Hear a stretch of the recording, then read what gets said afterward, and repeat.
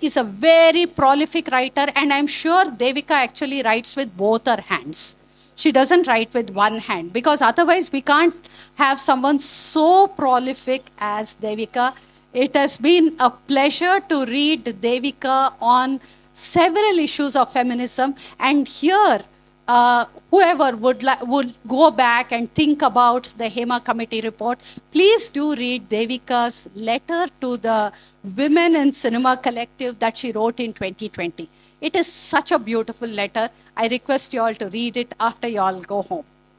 It's a very small, a small summary of that letter is, we have to keep fighting and fighting and fighting. And like termites, తెలుగులో ఏమంటామండి టర్మైట్స్ని, చెదల్లాగా మనం పని చేస్తూ ఉండాలి. ఆ చెదల్లాగా చేస్తే ఒకరోజు ఆ స్తంభం అనేది పడిపోతుంది, కానీ అది ఆ స్తంభం అనేది అట్లనే నిలబడి ఉంటుంది. ఆ స్తంభం ఏమంటే తెలుసు కదా, the sexual abuse of women in the film industry. And today we are talking about the film industry. There is sexual harassment and sexual abuse across society, but today we are really talking about the film industry. Okay, so before I take more time, I want to invite Devika, and after Devika we will have Sandhya. I think Tej was also supposed to be here. Okay, whatever, yeah. Sandhya will speak about how the Women and Transgender Joint Action Committee, what all Women and Transgender Joint Action Committee did on the Sri Reddy issue. Nowhere do we have this kind of a combination, you know. So Sandhya will speak on that. Sandhya and Jansi Little. Okay. And then when it came to the high-level committee and the report writing, we will ask Satyavati to add her the efforts that went into writing up that committee report, even though the report is not outside. I mean, it hasn't been released, but Satyavati will speak about that. So right now, Devika, please.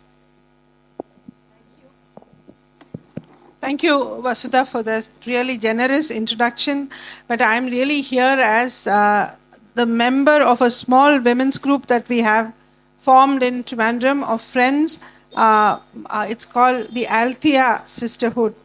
And we work very closely with the WCC. We have been trying to amplify their voices and also, facilitate a closer engagement with the state. In fact, prod the state in whatever way we can to act. So right now, let me tell you at the outset what's going on right now. Right now, of course, the state has looked away. It thinks that it has paid enough attention. Now it's time to do other things. So, the usual, when the lion sleeps, the jackals come out. So the state is sleeping. So these so-called organizations in the Malayalam film industry, you know that Amma, that is the, Amma has fallen, okay? Amma is disappeared. But there are these other groups, the FEFCA and the Producers Associations, which are, out, which are, the fangs are bare and the fangs are out, you can see. So women who are in these organizations, in FEFCA and in the producer organizations, who have been asking hard questions, asking these organizations why they have not been acting upon the suggestions of the Hema Committee report, are being sent letters, threatening letters, also letters of dismissal, and so on. A prominent woman producer has been asked to resign, and such things are going on. And of course, this is on one side. On the other side, the younger women, as you said, the less, the film stars, film actors, female film actors, who are not in the star system, who are in the lower rungs, who have been questioning, who have been raising, allegations against people like Siddiq and others. They are being hounded in the media. The digital media has suddenly a bunch of magazines have cropped up who seems devoted day and night to vilifying these women, and there's no protection to any of these women. And meanwhile, the funniest thing, the government is, if it were not, it would look so funny so many years later, because on the one hand, this is happening. On the other hand, a film policy, the government announced that it's going to put together a comprehensive film policy, and then promptly put some of the worst patriarchs into that committee.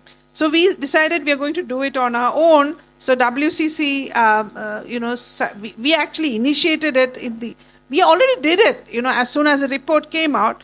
And we thought that the government was going to do something, so we kind of eased a little bit when we realized that, it's people like Shaji and Karun, known to be, really, really died in the world kind of patriarch, who's part of that committee.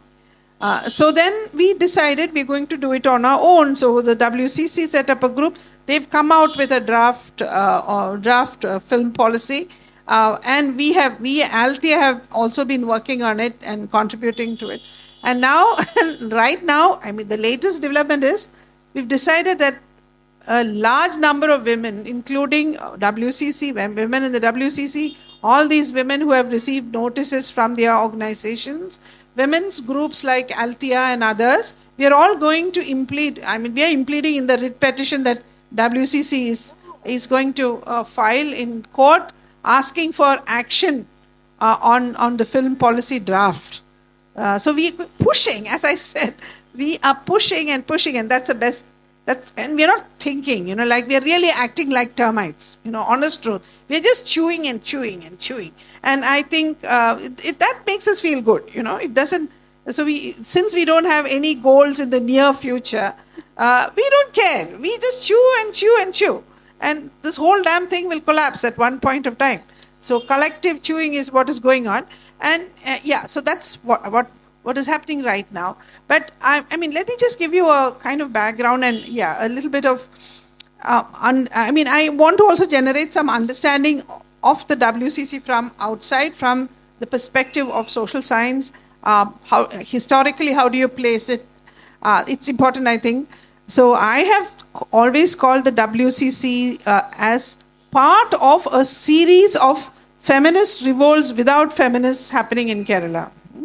So it is, these are minor earthquakes that shake the foundations of patriarchy, triggered by the defiance of women who may not identify themselves as feminists. They haven't even thought of themselves as that, but through their actions, they earn them that sobriquet, either as compliment or as offense, but they've earned it through their actions.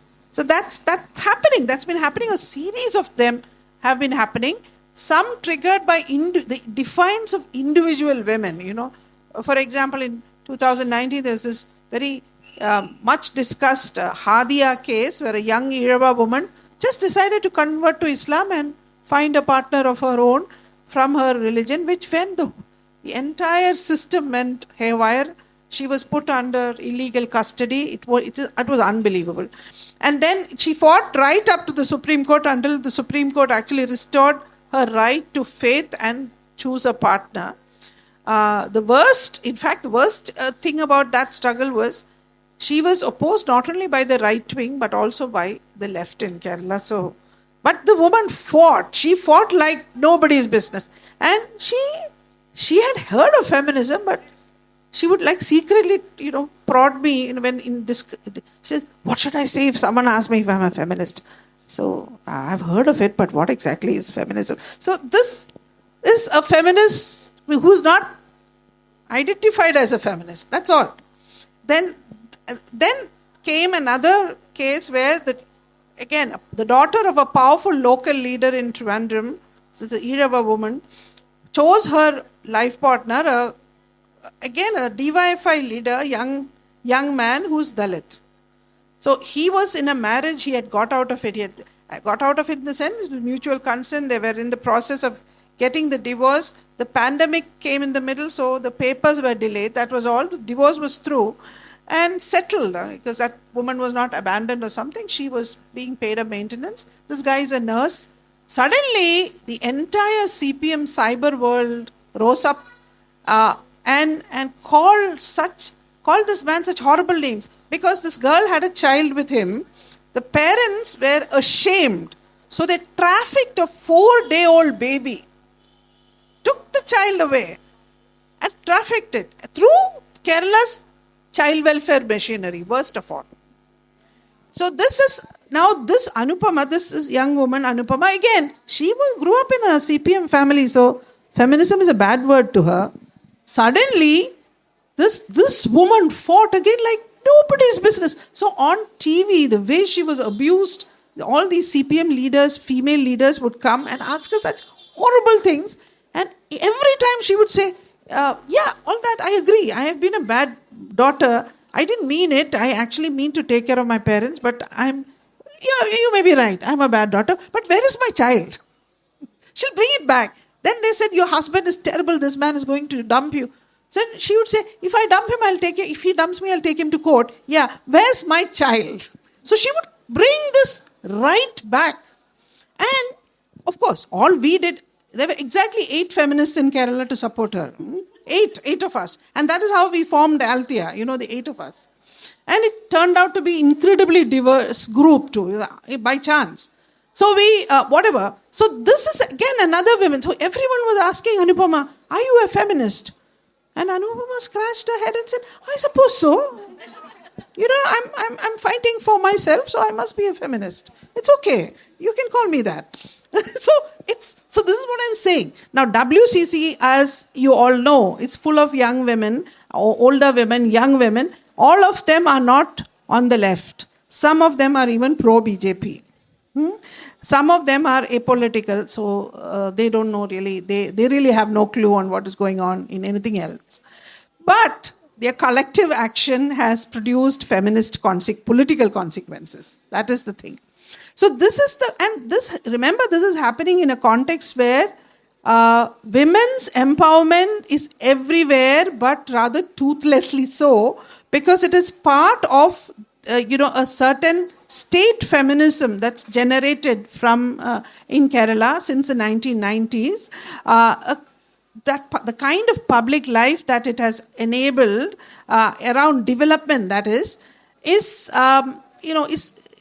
does not really produce the kind of conditions that are adequate to generating a critique of patriarchy. So state feminism in Kerala does not and cannot revolutionize public social life, but Malayali women seem to be desperately seeking social revolution. And this is the context to the WCCs. And WCC's revolt, as I said, is one of those revolts. And as Vasudha pointed out, it was in 2017 actually. This actor assault case, which is very shocking. And Parvati Thiruvananthapuram and some other, Gitu Mohandas and others, walked out of the Amma meeting in protest because this organization called Amma, was not taking any action against the offenders. And so a group of actors and technicians, senior people like Beena Paul, who had already been, Beena of course was our comrade in many feminist struggles. So Beena and someone called, what was her name? I forget her name. Another young woman who was also very active in feminist circles. These were the 2 people who and they initially wanted to set up IC, the sexual harassment missionary in sets and so on. And and it's interesting that in the beginning, even the cultural minister, the Minister for Culture of the CPM, ruling CPM, Mr. A.K. Balan, he said that this was a dispute internal to Amma. We don't want to interfere. It's Amma people fighting each other, so why do we want to even make a comment on it? But then he later withdrew this position. And of course, on the cyber world and social media, the WCC began to run a campaign, and they took very severe beating initially. There were all kinds of names, and Dilip, this chap called Dilip, has a massive army online. So they all came rushing towards Parvati, and Parvati was called such terrible names. And this was totally, and the point is, remember, WCC women had never really fought. The rest of us are like battle worn. So we were like saying, let's hire someone to, delete all these comments on an industrial basis. So they said someone who insulted Parvati and the police arrested him. Some guy said, I'm going to hire him. I'm going to give him a big job somewhere. 15,000 rupees I'm going to pay him. He got a laborer cheap. That is the thing. 15,000. So I wrote back saying, yeah, we are going to hire someone for Parvati. We are going to raise a subscription and hire someone for Parvati who will be paid double this amount, and she'll take down industrially every single comment that you put will be immediately erased. So that's what. So it went on like that for some time, and I want to also kind of think. See, why Amma was supported looks like a mystery, because this Amma is not a trade union. It's not a trade union. It calls itself Welfare Association for Actors. But what it did was hold a total feudalistic control over work opportunities in the industry. That's what it did. So why the left government would want to be nice to Amma is a mystery. Not only to me, but most people who have been looking at this closely. So, and then after this campaign, the WCC also garnered a bit of sympathy. Like there was a lot of the liberal feminists on social media gathered around them. Even in the left, there was some heartbreak among youngsters and so on, Parvati fans and so on. And finally, the Chief Minister got allowed a meeting, so they went and met him in May in 2017, and then finally set up the Hema Committee in July 17. Okay, that was the background, and then I want to reflect a little bit on two things. One, why the social media has become a platform on which such things the state responds to feminism. This is interesting. Outside social media, there's no response to feminism on anything. But on social media, yes. That's one thing I want to talk about a little bit. And the other is on this erratic response.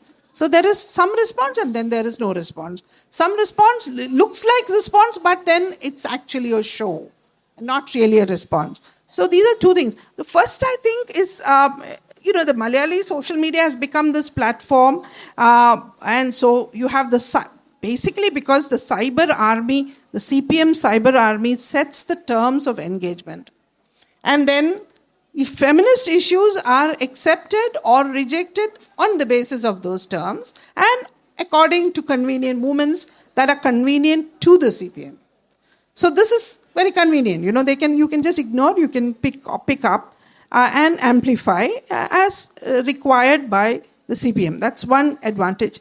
And remember, there is no dearth of feminist platforms in Kerala. There are feminist groups which offered platforms on which these issues could be discussed.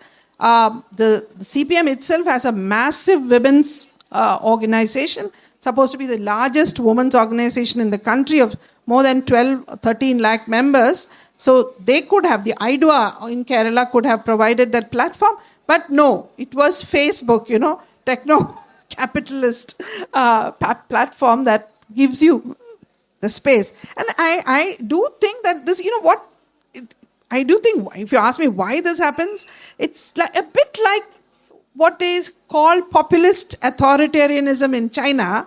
So the Chinese regime is not elected. So it needs to keep on renewing its legitimacy through some way. So by offering promises, by putting up a show of responding to concerns expressed online by feminists, etc. This happens in China and it's studied.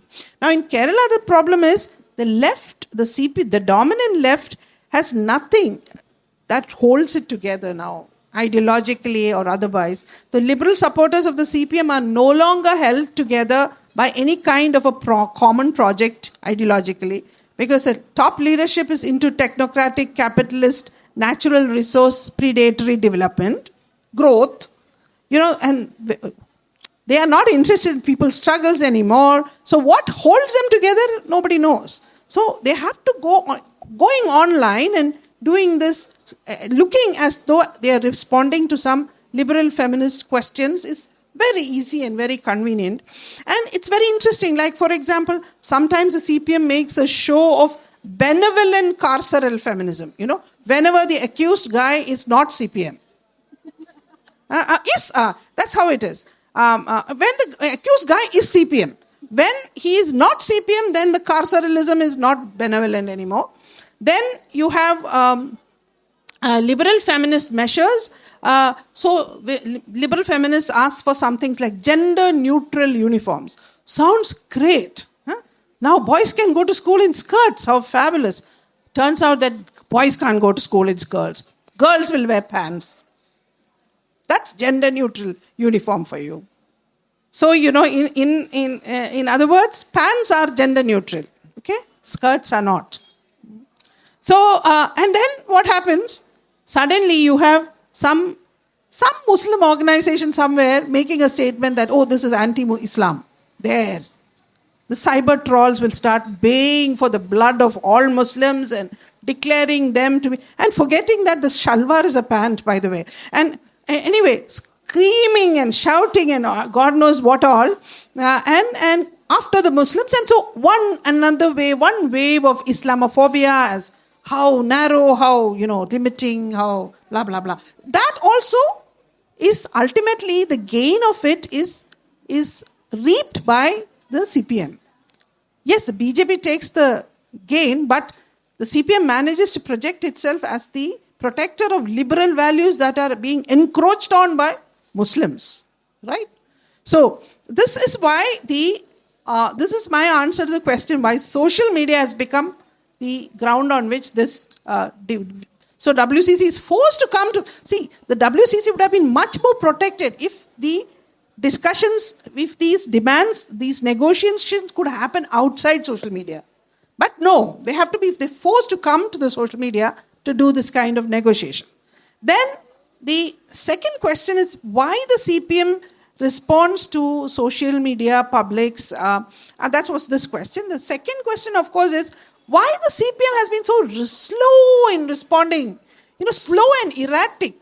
So when the actress assault case appeared in court, it was a nightmare for this brave young woman who had actually gone and complained on the Dilip case. So Bhavana, of course, she is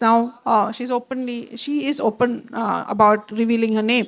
So Bhavana is an incredibly brave woman, because, and this, she had opted for a female judge, hoping that, our illusions about, sisterhood, whatever.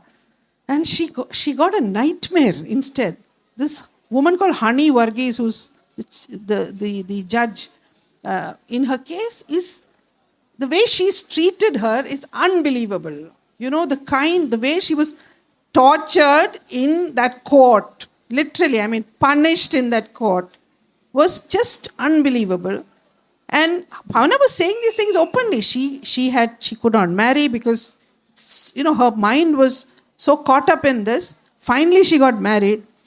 She couldn't have a baby because this trial was going on. That man had, 2 children. And happily settled, and, he has the whole industry of photo sharing on Facebook about his family life, minting money with his wife and photos of his wife and kids and so on, despite all this. And Bhavana has to, her life has come to a standstill. And anyway, but I think the battle on Facebook was great because we were called new names, Feminici. Yeah? Feminici is apparently the translation of feminazi. So we kind of seized it and we took on it. And so the good thing about fighting consistently on social media was that Dilip took a big beating. Dilip's film started failing hugely. Now, this could have been much easier, I can tell you, if we had asked for maximum punishment for Dilip's instruments, that is, the men who actually assaulted her, asking for maximum punishment for these men. And if the IDWA could mobilize in Kerala and sit right in Dharna in front of Dilip's enterprises, not just movies. he's got a lot of enterprises. I tell you this because Idwa is such a big force. Bhavana would have been spared the pain, Because the problem is, in this case, it's very hard to prove a conspiracy. So now we are stuck. Anyway, and in the middle of all this, we were going and falling in front of every possible person who could help us to release this report. They would all promise, we are going to do it right now, and then keep on pushing this. So what explains this? Now, I can only explain it by pointing to the Brahmanical state that we have in Kerala. So if you look at both these cases I told you, whether the Hadia case and the Anupama case, both were framed by both the CPM and the state as seduction cases, by which you have a Muslim man in one case and a Dalit man in the other case seducing a girl from a powerful community, the Irava Hindutwaist Irava fragment and the CPMized Irava fragment in each case. So seduction is a worse crime. In ancient Greece, seduction was worse than rape. Why? Seduction was supposed to be mind stealing. Not just the woman was being stolen away from her community, right? Her body is supposed to be a resource for the community to reproduce. And here you have this Muslim man and this Dalit man stealing those women away, mentally. So seduction is a worse crime. If you think about it, for Brahmanical patriarchy, definitely seduction is the worst crime, right?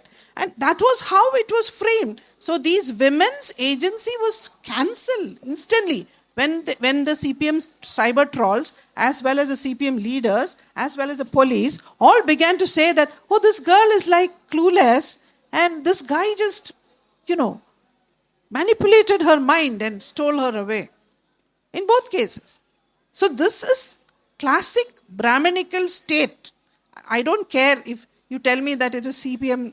Yeah, fine. Whatever it is, CPM has been egging on this, and there is a mountain of evidence for this.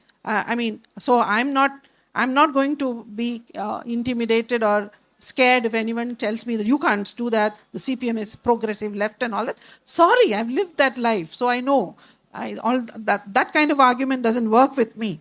So this, it's interesting. So the whole idea of protection is restoring the stolen woman back to her community and her family. That's the whole business.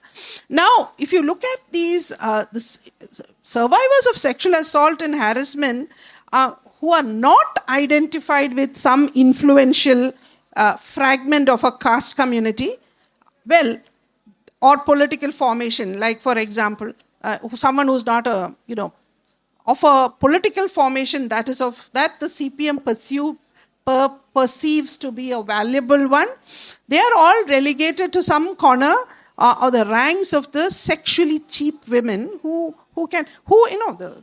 one of the things that the Brahmanical patriarchy does is to draw a line between sexually worthy women and sexually cheap women. So any woman who is not identified. So whenever someone who is perceived as sexually worthy is seduced by a Muslim man or a Dalit man, then suddenly the CPM sets up a punitive public. It punishes a punitive cyber public which just goes hammer and tongs and punishes the man and his family and his friends. And so I've got so many titles. People keep asking me, you don't get any awards for your translations or anything. So what? I've got so many awards. I've got names like Sudapini.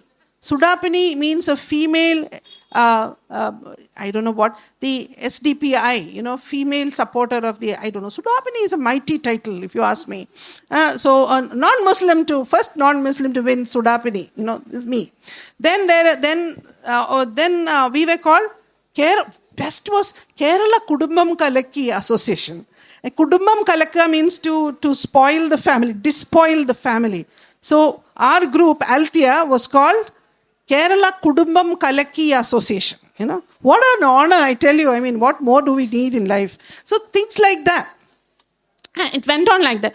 And whenever, say, a group like the WCC, which is not bound to some caste community which is valuable to the CPM.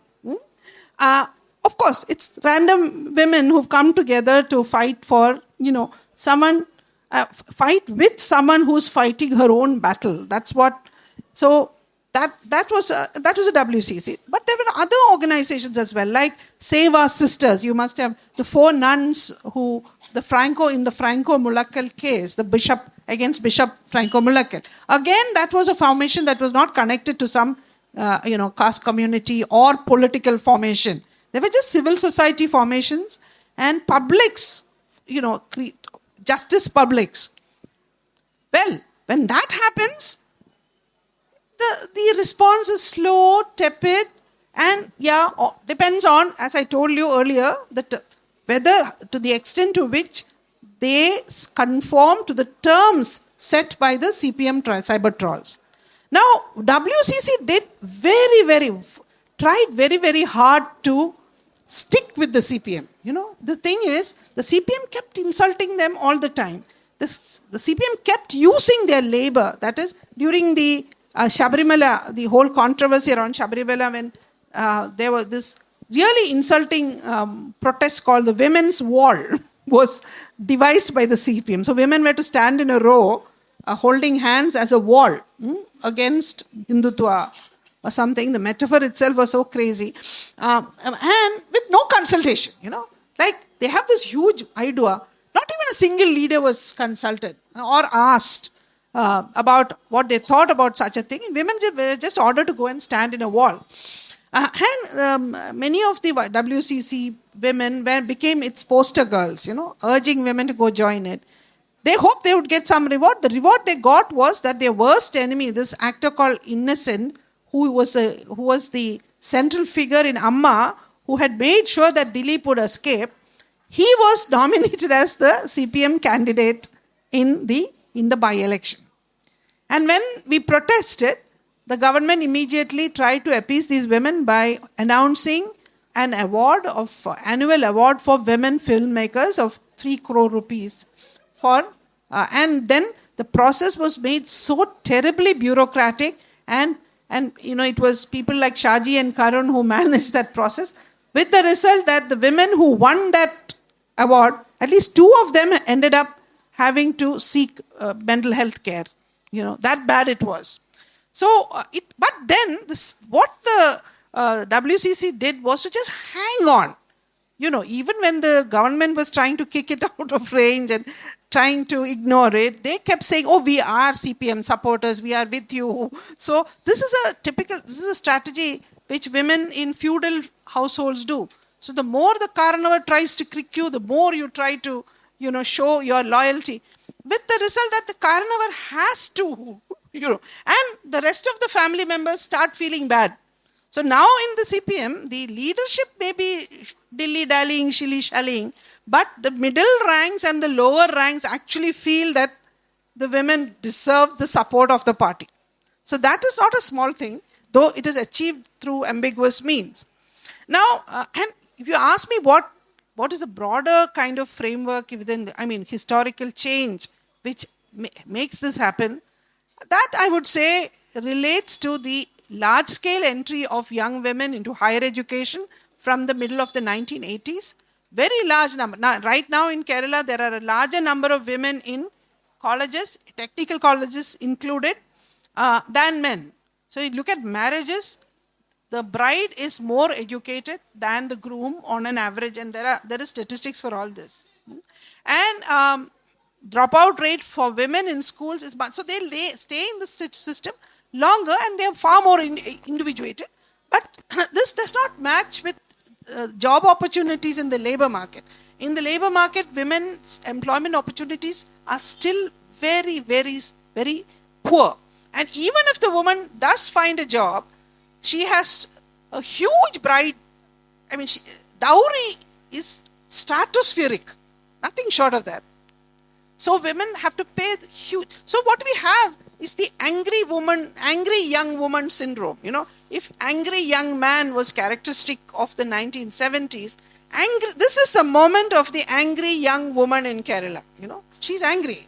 And yeah, really. And this anger is often expressed at all kinds of fault lines, tiny fault lines which come up of expectations. So we know several young women who have come out as lesbian, and their parents decide to torture them. They run away from home.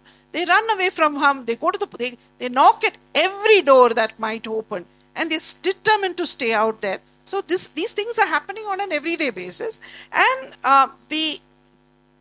if you look at Kerala in the past 10, 15 years, the number of labor strikes by women is astoundingly high.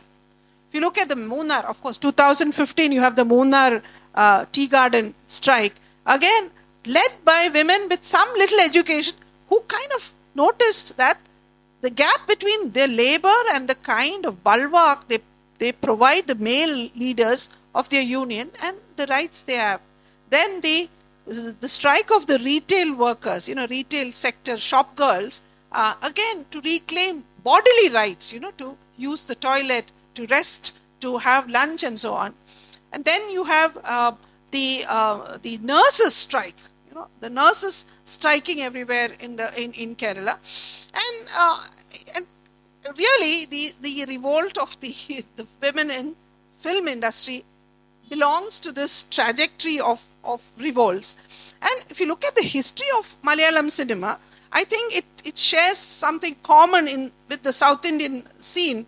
Directly the capital for the Malayalam film industry initially came from the usury capital, the rural usury capital, which found that lending to farmers was not profitable anymore during the Great Depression of the 1930s.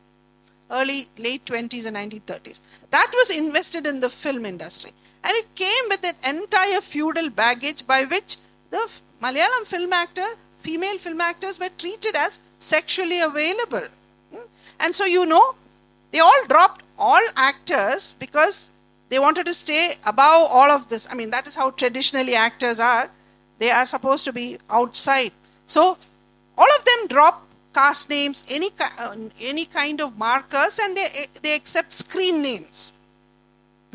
And so, and their bodies seem to be sexually available to everybody who can go to the sea, visually available at least. And so, they were also suspected to be, not good women, not moral women, and so on. The stigma persisted for such a long time. Then this began to change in the 1980s when cinema itself began to be perceived as something more than just consumption and enjoyment. And a lot of these educated young women, by the way, with their caste names, began to enter this field. So you have Manju Warrior and some Nair and some, Revati, I think, was the last of this group to take a screen name. But she would, in every other instance, she would call herself Asha Keluni. So, you bring your Janma capital as a kind of protection to this field, hoping that it will protect you against this kind of... Bhavana herself is actually some Menon, I don't know what. So it's interesting how women who come into this field with higher levels of what I call Janma capital, of birth, birth capital, Janma capital. So Janma capital are the ones who began to collide with the alpha male culture, the feudal alpha male culture. So holding on to these caste or family names, Parvati, when she came, she was just Parvati. After a little while, she became Parvati Thiruvotha. And Thiruvotha is a big known Nair Taravad in Kerala. So, that's a sign. So, this did not stop the cyberbullying, but it protected them from the abjection that the prostitute suffers. And also, it was important in drawing the sympathy of the public. So, you have all these educated young women. Look at them, how... the older generation, you can understand they were not educated and that, they were not exactly from good families and all that. So that's kind of, these women, however, should be protected. So this is how the public has responded. So the contrast between the sex workers movement is very interesting because they too rejected, a glorification of the Vaishya past and all that. What they wanted was to turn sex work into a professional kind of work. like a kind of expertise in giving advice to people seeking advice on sex and so on. So it's some kind of an intellectual labor of sorts, bodily, but still, with a strong intellectual component. So they're not trying to go back to some hallowed past of the Vaishya or something like that. But then that movement declined because why? Because it was led by women who practiced sex work, and for that reason, were already condemned. And of course, they all came from oppressed castes. They did not have these fancy surnames, nothing. The same can be said for the women of the soft porn cinema, and for nothing did Shakila ally herself with the trans women, saying that the trans women, because the trans women also face this, but they refuse to, condemn sex work. They refuse to be, sit in the chair of the prostitute. They call themselves sex workers. They kind of resisted this process in a much stronger way, perhaps. And so you'll see that, however, that the trans resistance and the sex workers' resistance really is does not get that kind of acceptance.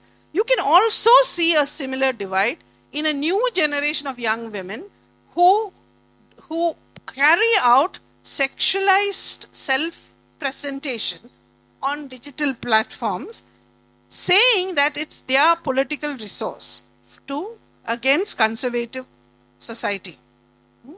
So they appear in bikinis, they do all kinds of, and some of them do paid acts also for a small group. But here you have, so Rashmi Nair does it, so also Rahana Fatima.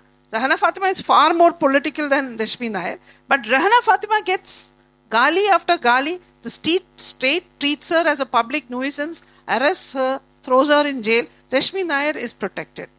And that's because Rashmi Nair's Nair surname is the dividing line between her persona and her of her as a person and her persona on the digital media.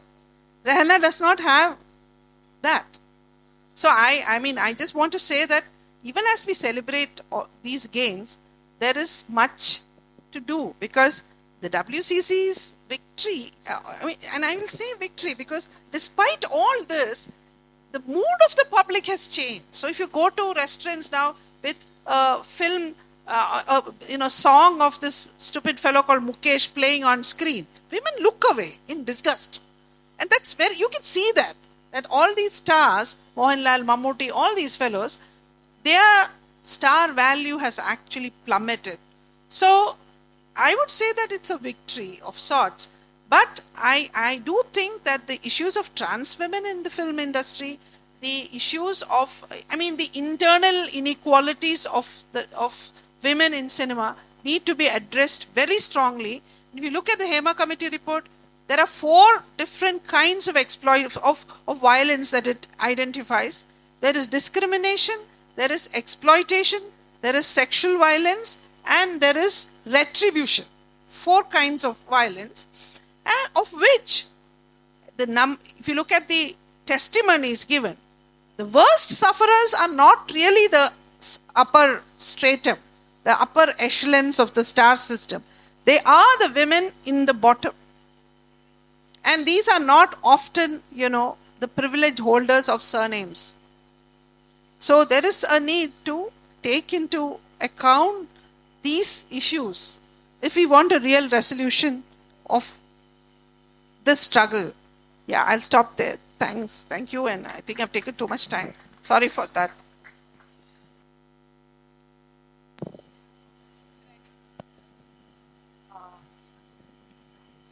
I will now invite Sandhya to speak. No, you speak briefly, and then we'll also have Satyavati briefly about the high-level committee. Briefly. So that we can then have a discussion on several of these issues. Thank you, sir. Thank you, Asda. నేను తెలుగులో మాట్లాడతా. I'm more confident in my Telugu language. Okay, గీతక్క phone చేసి దేవిక వస్తున్నారు, మీరు ఏదైనా talk arrange చేయగలరా అని అడిగారు. నాకు వెంటనే మెదిలింది, మేము ఇక్కడ 2017లో వాళ్ళు స్టార్ట్ చేశారు. అప్పటికే అక్కడ హై లెవెల్ కమిటీ కాన్స్టిట్యూట్ అయింది. వాళ్ళ ఫైట్ నడుస్తోంది. కానీ మాకు ఎంత అడ్మిరేషన్ అంటే హేమా కమిటీ రిపోర్ట్ వచ్చాక కానీ మాకు అర్థం కాలే వాళ్ళు ఎంత స్ట్రగుల్ అయ్యారో. దేవిక గారి గురించి ఆవిడ వస్తున్నారు అనగానే మాకు నాకు గుర్తొచ్చినాయి 2 అంశాలు. మేము శ్రీరెడ్డి 2018 ఏప్రిల్ 7న స్ట్రిప్పింగ్ చేసింది. 2017 ఏప్రిల్ 7 ఆ రోజు. సారీ 2018 అన్నాను ముందు. నేను 18 అనే ముందు చెప్పాను, మళ్ళీ 2018 ఏప్రిల్ 7 తన స్ట్రిప్పింగ్ జరిగింది. వెంటనే సజయ, విజయ, బండారు విజయ వీళ్ళు ఆ రోజు తన దగ్గరికి వెళ్ళారు. ఆ తర్వాత నేను కూడా వెళ్ళాను. అట్లా కంటిన్యూగా ఆ అమ్మాయితో మాట్లాడి ఆ వెంటనే ఇండస్ట్రీకి సంబంధించిన ఆర్టిస్ట్ అపూర్వ వీళ్ళని కలిస్తే, అపూర్వ చాలామంది ఉమెన్ని అక్కడ కృష్ణానగర్లో తను అసెంబ్లీ చేస్తుంది, గ్యాదర్ చేస్తుంది. అక్కడ మాట్లాడాక ఇక మాకు ఇండస్ట్రీలో చాలా విషయాలు అవి చెప్తే ఇప్పుడు సమయం సరిపోదు. అన్ని విషయాలు గొప్ప గొప్ప హీరోలు, బ్యానర్స్, నిర్మాతలు, దర్శకులు, వాళ్ళ కళా పోషణ, వాళ్ళ ఎంత ఎక్స్ప్లాయిటేషన్ ఉంది, ఎంత జెండర్ డిస్క్రిమినేషన్ ఉంది. ఇప్పుడు ఆవిడ చెప్పారు కేరళలో సినిమా ఇండస్ట్రీ, అక్కడ ఉన్న ప్రభుత్వం, సిపిఎం ప్రభుత్వం ఉన్నటువంటి అక్కడ వాళ్ళు ఎలాంటి అనుభవాలు ఎదుర్కొన్నారో ఆమె చెప్పారు. మాకు ఇండస్ట్రీలో ఉన్న కమ్యూనిస్టుల దగ్గరికి వెళ్ళాం. వాళ్ళ దగ్గరికి చాలా ఆశతో మేము వెళ్తే వీళ్ళందరి బాధలు విని ఒక పరిష్కారం ఏమన్నా దొరుకుతుందా, గైడ్ చేయగలుగుతారా అంటే ఇంచుమించు అక్కడ ప్రభుత్వం నుంచి వచ్చిన రెస్పాన్సే ఇండస్ట్రీలో కమ్యూనిస్టులు, లెఫ్ట్, ప్రోగ్రెసివ్ అన్న వ్యక్తుల నుంచి మాకు కూడా వచ్చింది. అప్పుడు ఇక సరేలే మనం దీన్ని ఏం చేయగలమని మేము ఆలోచించి ఉమెన్ అండ్ ట్రాన్స్జెండర్ జేఏసీ తరఫున అది స్ట్రిప్పింగ్తో అక్కడ ఇష్యూ ఎటేటో వెళ్ళిపోయింది. ఆ స్ట్రిప్పింగ్ తర్వాత ముందు మూమెంట్ని నిలబెట్టాలి అని మేము ఒక పెద్ద ప్రెస్ మీట్ పెట్టాం. ఇండస్ట్రీలో ఉన్న ఉమెన్ లైక్ చాలామంది జూనియర్ ఆర్టిస్టులు వచ్చారు. దాంట్లో ఎక్కువ జూనియర్ ఆర్టిస్టులు ఉన్నారు, పెద్ద ఆర్టిస్టులు ఎవరు లేరు. కానీ ఇప్పటికీ కూడా అందరూ గుర్తు చేసుకునేది ఏంటంటే 7 hours లైవ్ జరిగింది. 9 hours మీటింగ్, 7 hours లైవ్. ఇండస్ట్రీలో కానీ ఇక్కడ ఉమెన్స్ మూమెంట్లో కానీ దాదాపు 20-30 ఛానళ్ళు 7 hours కంటిన్యూస్ లైవ్ జరగడం. దాంట్లో ఆ రోజు ఇక్కడ ఉన్న సుజీతారు, రమా మెల్కొటే, లలిత, అట్లా చాలామంది తెలుగు ఇక్కడ ఆంధ్రప్రదేశ్లో కానీ తెలుగు రాష్ట్రాల్లో కానీ స్త్రీవాదులుగా, డెమోక్రాట్స్గా, మహిళా సంఘాల కార్యకర్తలుగా ఉన్న అందరూ కూడా ఆల్మోస్ట్ ఆ రోజు ప్రొఫెసర్స్, మేధావులు హాజరయ్యారు. అంత ఈ మధ్యకాలం ఈ 2 దశాబ్దాల్లో అంత పెద్ద లైవ్ కానీ కంటిన్యూస్ ప్రెస్ మీట్ కానీ మేము చూడలేదు. అసలు మేము కూడా ఊహించలే అంతసేపు మీడియా ఉంటారా, దాన్ని అంత ఇష్యూగా దాన్ని అంత సంచలనాత్మకంగా జరుగుతుందని. కానీ అది స్ట్రిప్పింగ్ కన్నా ఎక్కువ శ్రీరెడ్డి ఘటన ఏదైతే బ్రేక్ చేసిందో, బ్రేక్ త్రూ అని ఆమె చెప్పింది ఇందాక వసుజ చెప్పినట్టు, మేము ఎంతమంది దగ్గర పడుకుంటే మాకు వేషాలు ఇస్తారు అంటే, మేము పడుకున్నా మాకు వేషాలు ఇవ్వరు కానీ వాళ్ళు పడుకుంటే మీరు వేషాలు ఇస్తారా అంటే ఉత్తరాది కానీ other than Telugu industry women.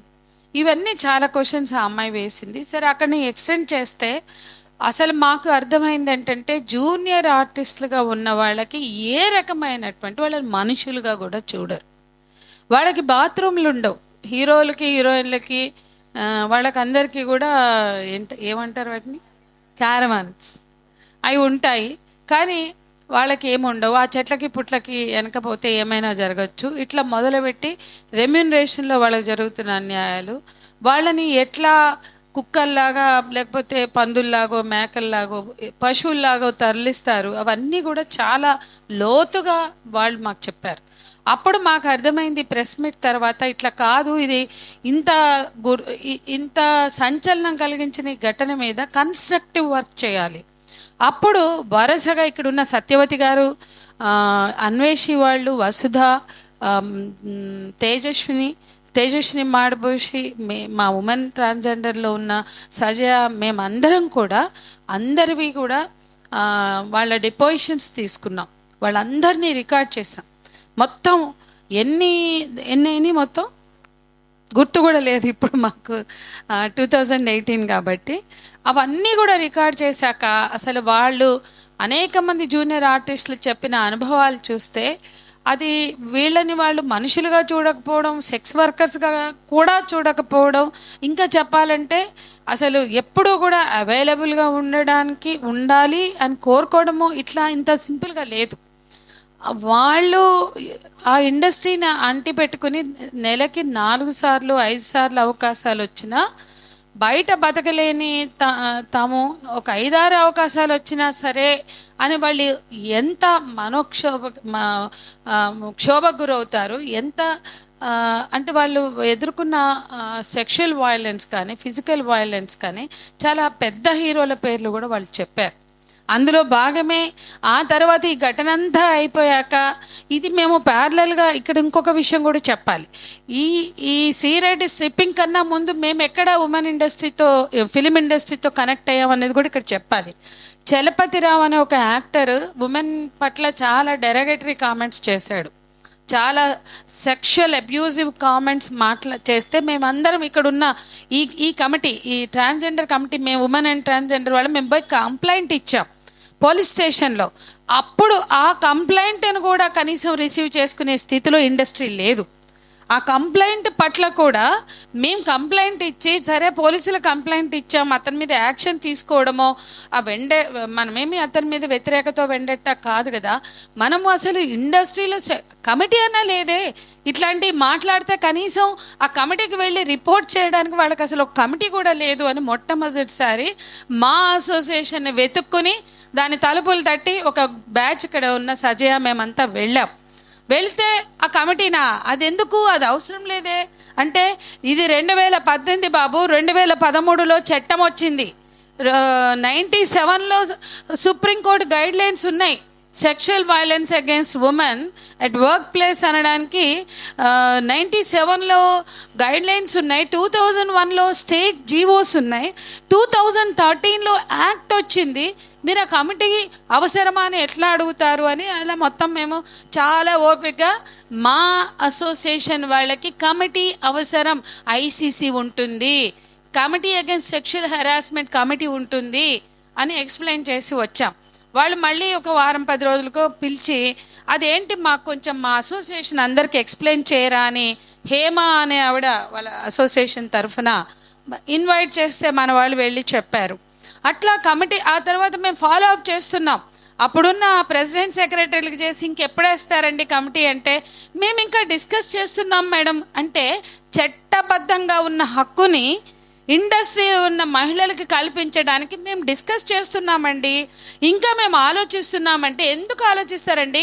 మీ దగ్గర ఆడమగ పనిచేస్తున్నారు ఇండస్ట్రీలో, ఎక్కడా లేనంత మెన్ అండ్ ఉమెన్ ఆ ఇండస్ట్రీలో 24 క్రాఫ్ట్స్లో పనిచేస్తుంటే ఒక్క ఐసీసీ పెట్టడానికి, ఒక కమిటీ పెట్టడానికి ఏంటి మీ బాధ? ఇవన్నీ మేము చాలా ఫాలో అప్ చేశాక వేశారు. కమిటీ వేసిన తెల్లారే ఒక యాక్ట్రెస్, జీవిత అనే యాక్ట్రెస్, మాకు కమిటీ ఎందుకు అవసరం లేదు, కమిటీ ఉంటే కమిటీ మమ్మల్ని, నేను కూడా ఉమెన్ యాక్టర్స్ నా కూతుళ్ళని కూడా తీసుకొస్తున్నా ఇండస్ట్రీలోకి, మాకు కమిటీ అవసరం లేదు అని చెప్పింది. అప్పుడు చాలా ఆశ్చర్యపోయాము, ఒక ఫిమేల్ యాక్ట్రెస్ మాకు కమిటీ అవసరం లేదని ఎలా చెప్తుంది? ఇన్ఫ్యాక్ట్ చాలామంది జూనియర్ ఆర్టిస్టులు ఆమె భర్త మీద కూడా కంప్లైంట్స్ ఇచ్చున్నారు.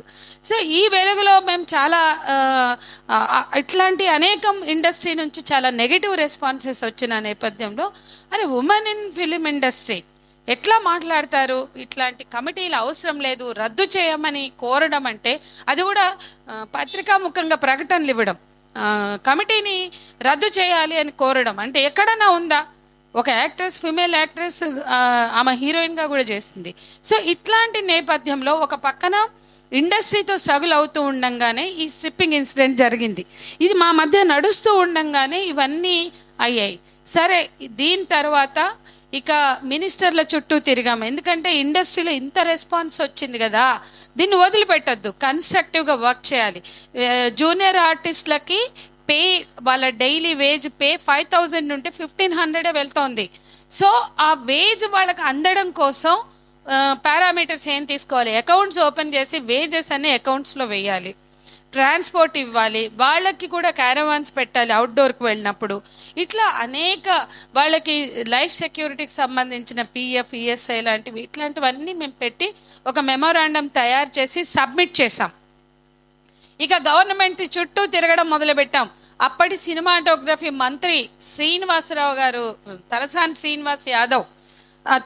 శ్రీనివాస్ యాదవ్తో 5-6 మీటింగులు చేసాం. వరుసగా ఆయనతో మీటింగులు తీసుకోవడం, అపాయింట్మెంట్స్ తీసుకోవడం, ఆయన మాతోటి గంటలు మాట్లాడడం, ఆ తర్వాత ఎఫ్డిసి వాళ్ళతో మాట్లాడడం, మేము ఎఫ్డిసితో కలిసి మాట్లాడడం. అప్పుడు హనుమంతరావు ఎవరు ఉండే. ఇట్లా వరుస మీటింగులు పెడితే ఎండ్ ఆఫ్ ద డే అట్లా జరిగి చివరికి ఆయన చేతులు ఎత్తేసాడు. చాలా చెప్పాలి అంటే ఈ క్రమంలో కొన్ని ఒప్పుకున్నారు, అంటే ఆ 5,000 వేజ్ అకౌంట్స్లో వేయడం, ఇట్లాంటి కొన్ని వాళ్ళకి టాయిలెట్స్ లాంటి ఫెసిలిటీస్ని కల్పించడం కొన్ని చేశారు. దానికే జూనియర్ ఆర్టిస్టులు మాకు చాలా సంతోషంగా, మేము అనుకోలేదు మాకు 5,000 పర్ డే శాలరీ వస్తుంది, వేజ్ వస్తుందని మేము అనుకోలేదు అని వాళ్ళు చాలా హ్యాపీగా ఫీల్ అయ్యారు. అప్పుడు మేము అట్లా కాదు, ఇంత దూరం వచ్చాం, వీళ్ళకి కొన్ని పారామీటర్స్ సెట్ చేద్దాం, దీన్ని మనం కన్స్ట్రక్టివ్గా ఒక రూల్ పొజిషన్ ఇండస్ట్రీలో సెట్ చేద్దామని అప్పుడు మేము ఇండస్ట్రీతో డిస్కషన్స్ చేస్తే మినిస్టర్ మాకు సహకరిస్తున్నట్టుగా మా ముందు చెప్పేవాడు, కానీ ఇండస్ట్రీ నుంచి సహకారం రాలేదు, మమ్మల్ని ఏం చేయమంటారు అన్నప్పుడు అప్పుడు అవర్ డియర్ ఫ్రెండ్ వసుధ హైకోర్టులో పిల్ వేసింది. ఒక 8 మంది అనుకుంటా పిటిషనర్స్గా మేము ఉన్నాం. దాంట్లో ఐ థింక్ పిటిషనర్ 1 నేనే ఉన్నాను. మేము ఇక హైకోర్టు ముందు హోరాహోరీ యుద్ధం చేసింది మా friend Vasudha, part of our JSC. She fought like anything. అంటే హైకోర్టు సీజే బెంచ్ ముందే వెళ్ళింది మా పిటిషను. ఇక ఆఖరికి ఈమె నిజానికి ఇక్కడ ఒక విషయం చెప్పాలి, వసుధ సో డెడికేటెడ్ అడ్వకేట్. ఆమె నిలబడితే సీజేలైనా హైకోర్టు జడ్జిలైనా హానర్ చేస్తారు, తను ఏమైతే ప్లీ ఇచ్చిందో దాన్ని గుర్తిస్తారు. కాబట్టి తను ఏవేవి చెబుతూ వెళ్ళిందో వాటిని అర్థం చేసుకునే ప్రయత్నం బెంచ్ చేసింది. ఆ తర్వాత ఆ బెంచ్ ఒక్కొక్క దశలో ఒక్కొక్క ఇన్స్ట్రక్షన్స్ ఇస్తూ ప్రభుత్వాన్ని బాధ్యులు చేస్తూ అనేక ఇన్స్ట్రక్షన్స్ ఇస్తే అప్పుడు కూడా పట్టించుకోలేదు.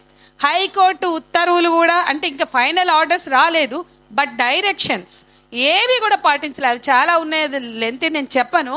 కానీ హైకోర్టు ఎన్ని డైరెక్షన్స్ ఇచ్చినా ఇండస్ట్రీ కానీ గవర్నమెంట్ కానీ పట్టించుకోలేని స్థితిలో ఒక ఫైన్ డే ఫిక్స్ చేసి ఈ రోజు కల్లా మీరు చెయ్యకపోతే కమిటీ కాన్స్టిట్యూట్ చేయకపోతే హై లెవెల్ కమిటీ. ఇక్కడ ఒక మాట చెప్పాలి, మాకప్పుడు డిస్కషన్లో మలయాళ ఇండస్ట్రీ చాలా అద్భుతంగా కనపడింది.